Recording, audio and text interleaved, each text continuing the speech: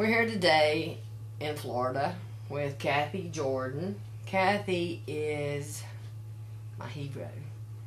Cathy's one of the ladies that I admire most in my life. She is one of the bravest women that I know. Cathy has ALS and has had for 23 years. And Cathy is working very hard to make sure that she never has to deal with prison or anything, because she needs this medicine to stay alive. It's what's keeping her alive. And Cathy enjoys a good quality of life. She has a nice home. She's got a pool she can go swimming in, and she can still go swimming. She enjoys a good life, and I felt like that this would be one of the good places to do this interview. I'm wearing a shirt today from Coleman Federal Prison. If Cathy was to have to go to federal prison, it would be at Coleman. And there's the longest serving first time nonviolent offender in the history of the United States government is in Coleman Federal Prison. His name is George Martirano. George has been there for over 23 years for first time non-violent offense for marijuana.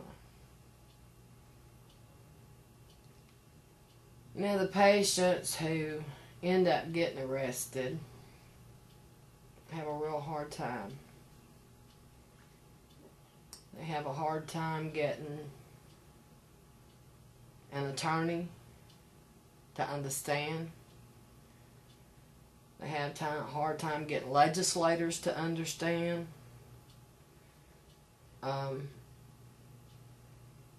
There's a lot of problems with the fact that people need cannabis for medicine. Cannabis is a medicine. It's a neuroprotectant, and people need it.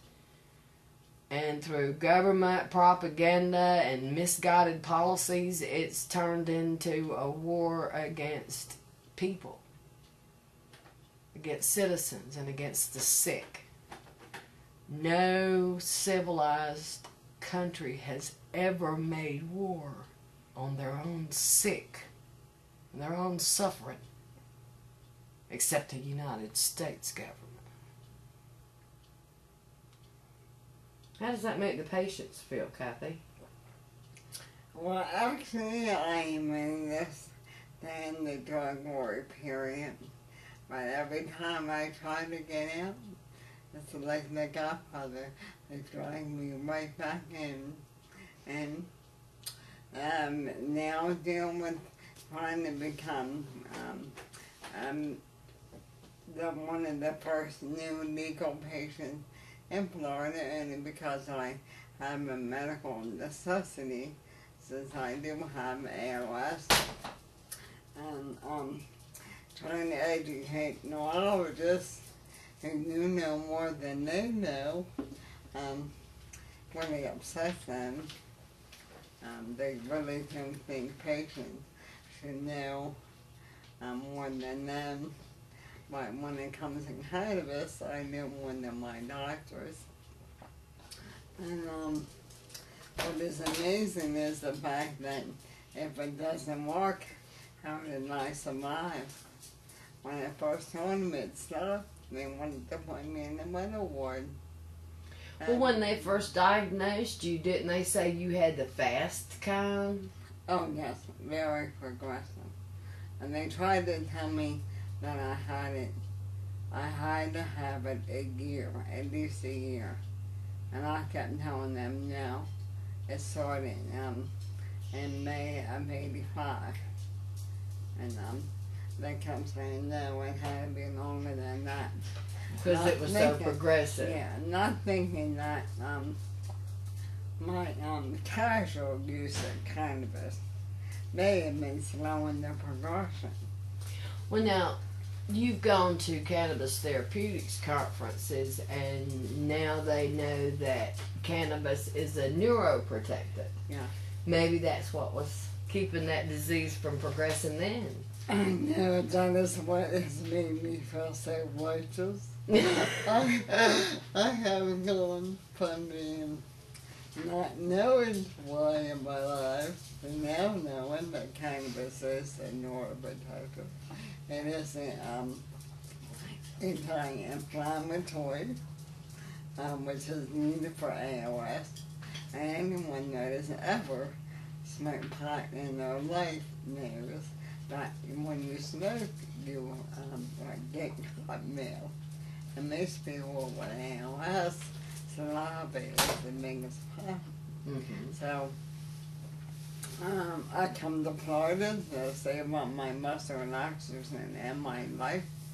I come down here and smoke pot out on the beach, and but my disease stopped.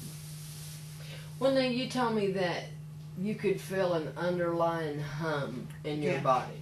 I did not know it was there until it stopped. And When you felt it stop.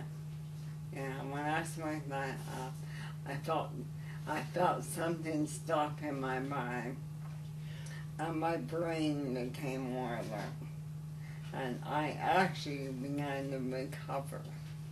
I actually got better from it. So I went from literally sitting in the chair and choking on my own saliva. And my family went trying to raise my hands because I can't raise my hands. Can't put my hands up if I was arrested. So, I mean, they didn't know hands up. Well, regardless of what the state of North Carolina does, when North Carolina's law passes, you know I'm coming down here because I can't rest.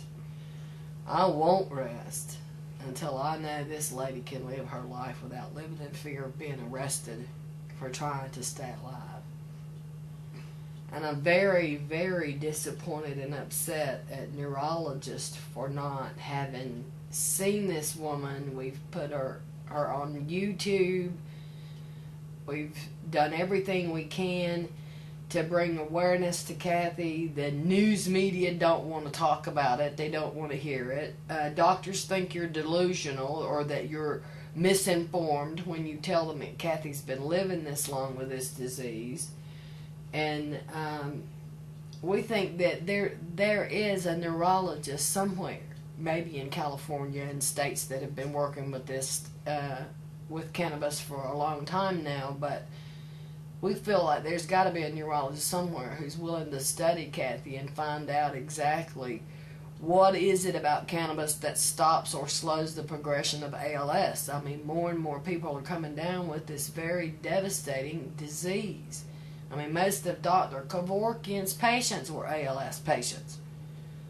So it seems like there's some doctor out there who would have the courage and the curiosity to step forward and study this. As we know, too, it's not even the courage. The federal government went out and in medical schools to actually study cannabis in the brain.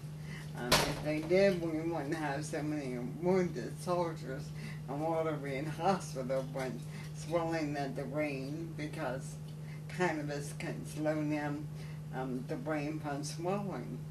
And they were just, in the news media, instead of just getting over the fact that people are getting high, they would just research into cannabis, not marijuana, cannabis, sativa and indica.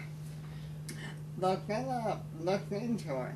I'm so sick of politicians that talk on there and think it's funny. It's not funny. Oh, I know. We were trying to get it. We were talking to our legislators in North Carolina, and we went to talk to some of them, and they would giggle and laugh, you know, like sickness and suffering is something funny. I mean, the patients were very, very hurt by the fact that these representatives would laugh at their suffering and that of their fear and the fear that their families have to live under. You know, that's nothing to be